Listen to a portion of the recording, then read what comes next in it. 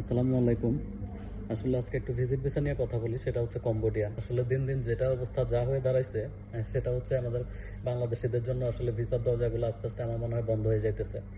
Work permit visa বলেন, visit visa বলেন, যে কোনো ভিসা মানে একটু ঝামেলা শুরু হয়েছে।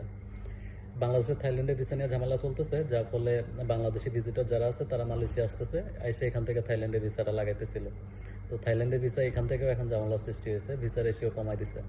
তো যা শুরু হয়েছে আমার মনে হয় কম্বোডিয়াও 2 দিন পরে ভিসা রেশিও কমাই দিবে, অর্থাৎ কম্বোডিয়া এখন 100% ভিসা দিতেছে, আমার মনে হয় কম্বোডিয়াও 2 দিন পরে ভিসা অফ করে দিবে।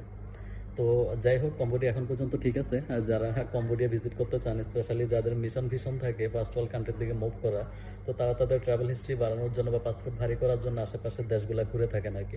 তো আপনারা বাংলাদেশ থেকে মালয়েশিয়া আসেন, আর যেখান থেকে মালয়েশিয়া আসেন, এখান থেকে আপনি জাস্ট কম্বোডিয়া ভিসার জন্য জমা দিলেই ভিসা পাবেন। যারা ঘরে বসে একদম হ্যাসেল ফ্রি কম্বোডিয়া ভিসা করতে চান, তারা অবশ্যই আমার সাথে যোগাযোগ করবেন। ধন্যবাদ সবাইকে।